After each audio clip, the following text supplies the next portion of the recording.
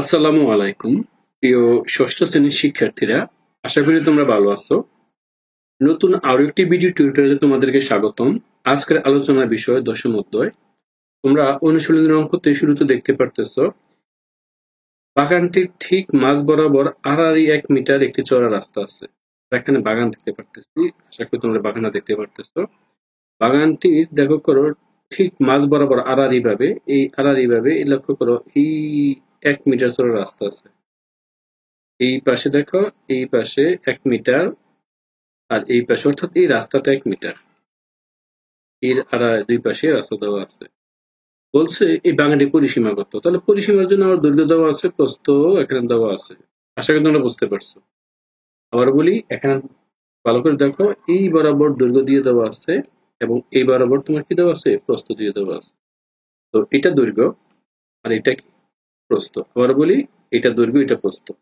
বলছে বাগানটির পরিসীমা, এবং দেখো এটা ছেলেটা বলছে বাগানটির পরিসীমা কত হবে, আর মেয়েটি কি বলছে তার ক্ষেত্রফল কত হবে। টোটাল এরিয়াটা মানে এই সম্পূর্ণ অংশ, তো সরি, চলো এই রাস্তা দুটোর মোট ক্ষেত্রফল, এই মানে এই রাস্তাটার এই সম্পূর্ণ ক্ষেত্রফল দেখো, এই যে অংশটা। তারপর আমি ক্লিয়ারলি বোঝানোর চেষ্টা করব, আশা করি বুঝতে পারছো। এবার সেলের বিষয়টা আমি আসি। সেলের বিষয়টা হচ্ছে মোট পরিসীমা কত। তাহলে আমি একটু লাল কালি দেখাচ্ছি। পরিসীমা তোমরা জানো, এই চারপাশের এই বেড়ার অংশটা, অর্থাৎ এই অংশটা, এই অংশটা, আর এই যে একটা পাশ বরাবর বেড়া দেওয়া হবে বা যেটাই হোক, এই যে লাল কালি দিয়ে দেখালাম, এই সম্পূর্ণ অংশের নাম হচ্ছে পরিসীমা। তাহলে পরিসীমা নিয়ে আশা করি তোমাদের প্রবলেম নেই। এবার আমরা আসলে কোশ্চেনটা সলভ করি।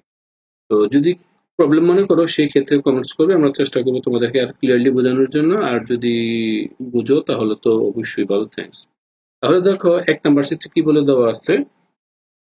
এই দেখো চিত্রে আয়তাকার এখানে বাগানটা দেওয়া আছে। আমরা বাগান দিয়ে আমরা কাজ করব। আশা করি এটা বুঝতে পারছো, বাগানটা বুঝতে পারছো। এবার দেখো, আমরা এবার এই বাগানটার দৈর্ঘ্য দেওয়া আছে। দেখো দৈর্ঘ্য দেওয়া আছে 40 মিটার।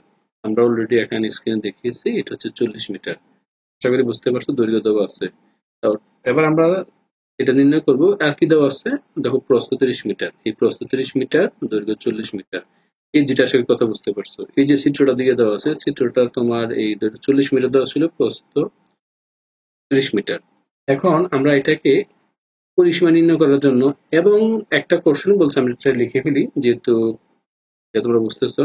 এবং ঠিক এই দেখো মাঝ বরাবর আড়াআড়ি ভাবে 1 মিটার চওড়া, অর্থাৎ এই 1 মিটার চওড়া যেটা বললাম, একটি রাস্তা দেওয়া আছে। এখন বলছে বাগানটির পরিসীমা। তাহলে রাস্তার বিষয়ে আমরা বাদ দিলাম, এটা নো নিডেড, এটা প্রয়োজন নেই। আমরা পরিসীমা নির্ণয় করবো, ততটা লিখলাম। এবার আমরা এখানে আবার কষ্ট করে চিত্রটা অঙ্কন করব। আশা করি তোমরা বুঝতে পারছো। আমি চিত্রটা আবার অঙ্কন করে ফেললাম, ওই চিত্রটাই। তাহলে এখানে আমার কি করতে হবে দেখো, প্রথমে বাগানটি আমাদের পরিসীমা নির্ণয় করতে হবে। বাগানটির পরিসীমার সূত্র, এটা কিন্তু আয়তাকৃতি। দেখো এই যে বাগানটা কিন্তু আমার কি বলতো, আয়ত আকৃতি।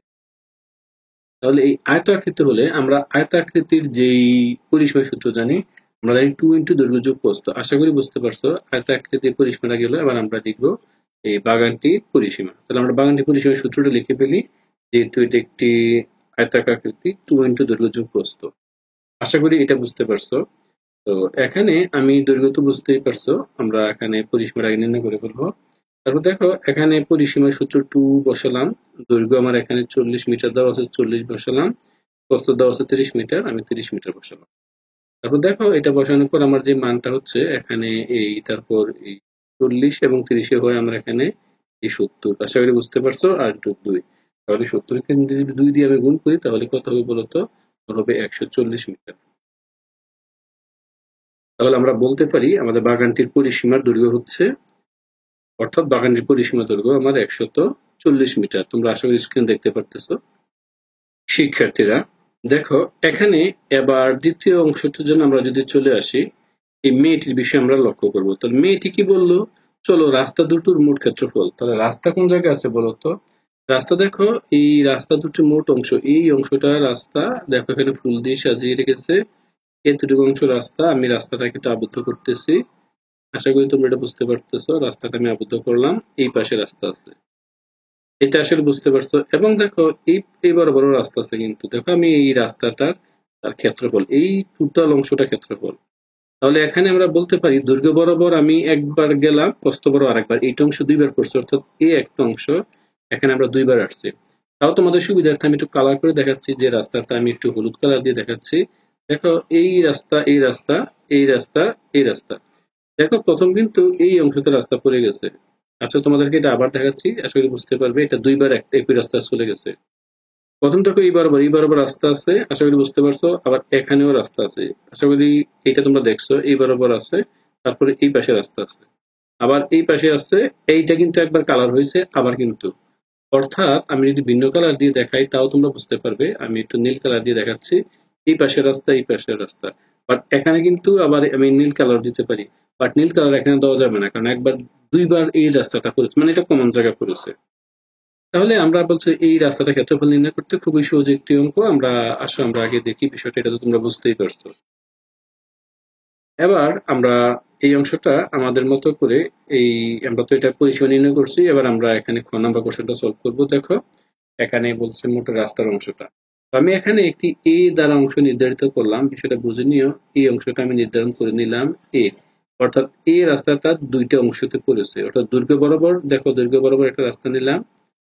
এই অংশটা দৈর্ঘ্য বরাবর যে রাস্তাটা নিলাম, এই দৈর্ঘ্য বরাবর রাস্তা পড়ছে, আবার প্রস্থ বরাবর পড়বে।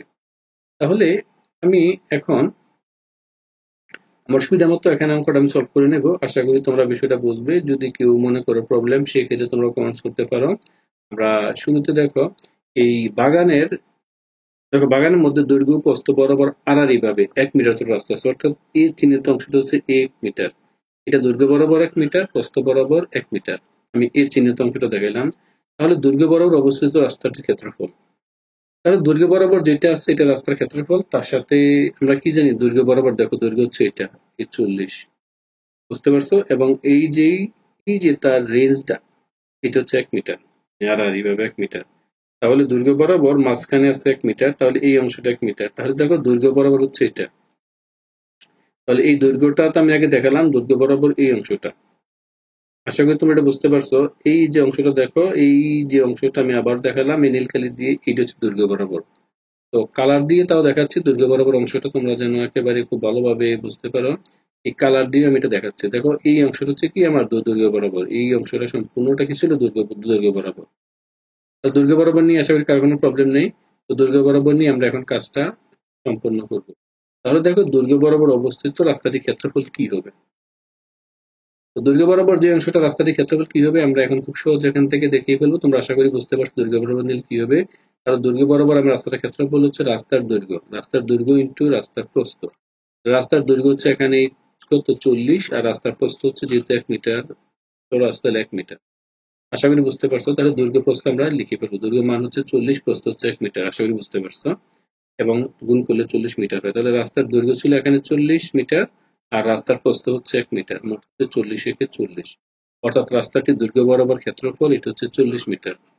এবার আমরা করব রাস্তাটির প্রস্থ বরাবর যে ক্ষেত্রটা আছে, প্রস্থ বরাবর এমন আছে, আশা করি বুঝতে পারছো। প্রস্থ বরাবর এই অংশটা আছে, দেখো এইটা প্রস্থ বরাবর আছে। বাট এই যে অংশটা দুই জায়গার সাথে পড়লো, তাহলে প্রস্থ বরাবর, এবার আমরা প্রস্থ বরাবর নির্ণয় করবো।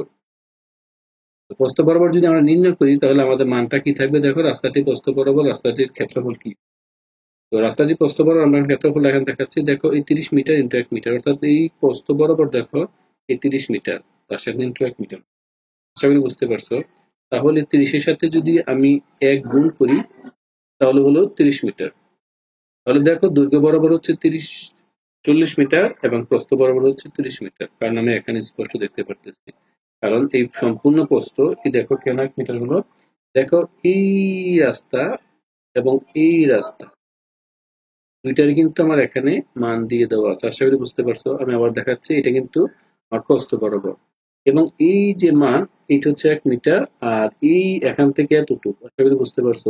আড়াই দেখালাম, এই বরাবর তার মান হচ্ছে আমার রাস্তাটা হচ্ছে কত, 30 মিটার। দেখো এখানে এই যে 30 মিটার বলে দেওয়া আছে, এটাই অংশটা।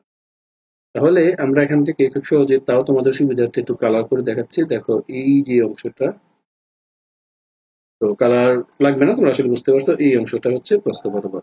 তো আমরা আশা করি এটা সলভ করতে পেরেছি, তোমরা মোটামুটি বুঝেছো। যদি মনে হয় প্রবলেম, সেটা কমেন্টস করবা। দৈর্ঘ্য বরাবর নির্ণয় করছি, প্রস্থ বরাবর। তো এখানে একটা অবশ্যই দেখো এই অংশটা কিন্তু দুই অংশটা কমন, বুঝতে পারছো। দেখো আমি এই যে এই আমার কলমটা দেখতে পারতেছো নিশ্চয়ই, এই এই যে অংশটা লিখলাম এটা কিন্তু দুই জায়গায় কমন। তাহলে আমার কি করতে হবে, এখানে এই লেখাটা লিখতে হবে, এই কথাটা আমাদের লিখতে হবে স্পষ্ট করে, যে এটা আমি এই দুই জায়গায় রাস্তাটা পেয়েছি কম।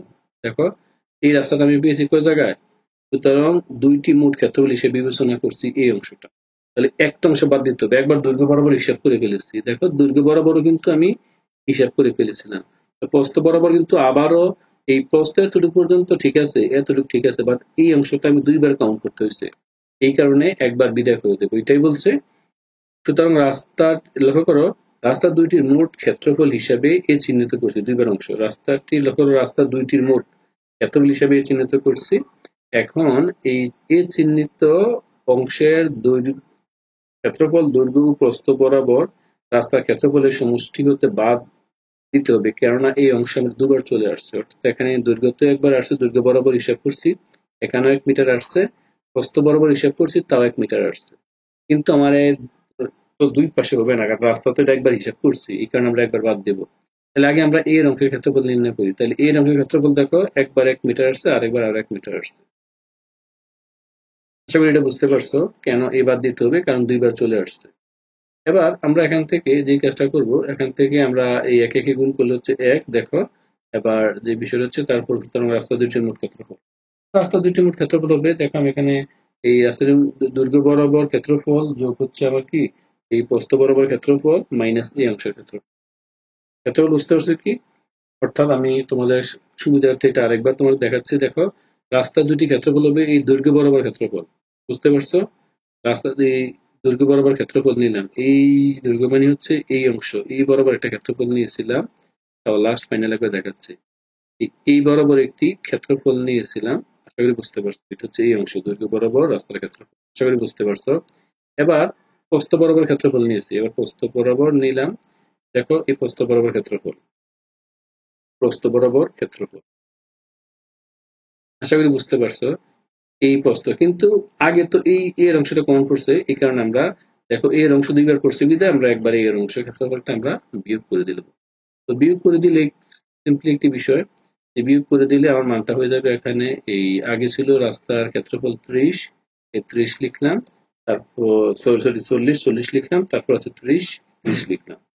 পরে বলি দৈর্ঘ্য বরাবর যে দৈর্ঘ্য মান হচ্ছে রাস্তা 40 এবং প্রস্থ বরাবর যে রাস্তা 30 লিখলাম, এবং এক বাদ দেব কারণ এক অংশ উভয় অংশ কমন করেছে, দুইবার হিসাব করছে, এটা হিসাব করবো। হিসাব করার পর আমার কাজ প্রায় শেষ, আমরা চেষ্টা করবো এটাকে পুনরায় ভাবে, এখানে দেখো এবার আমরা মানটা পুনরায় এখানে আমরা লিখতেছি। সুতরাং আমার এই রাস্তার ক্ষেত্রফল হবে আমার এই সম্পূর্ণ কত, এই অনুসারে, অর্থাৎ 40 আর 30 যোগ করলে হচ্ছে 70, 70 থেকে 1 গেলে হয় 70 বর্গমিটার। সুতরাং এই যে রাস্তার ক্ষেত্রফলটা আমরা এখানে নির্ণয় করব। তো শিক্ষার্থীরা আশা করি বুঝছো। এখন যদি তোমাদের মনে হয় না আরো প্রবলেম, সেই ক্ষেত্রে আমরা ধরো রাস্তাটা আবার কালার দিয়ে দেখাতে পারি। এই রাস্তা একবার তো ধরো এই কালার আমি দিলামই, এবার বাদ দিতে হবে কত, তারপর আমি আরেক কালার দিয়ে দেখাচ্ছি, দেখো এই নীল কালার, দেখো এই কালার এখানে আসছে, বাট এখানে কিন্তু দুইটা কমন অংশ, এই কারণে আমরা একটা অংশ লাস্টে বাদ দিচ্ছি। তো শিক্ষার্থীরা আজকে এ পর্যন্তই, আশা করি তোমরা বুঝেছো। সবাইকে অসংখ্য ধন্যবাদ, আল্লাহ হাফেজ।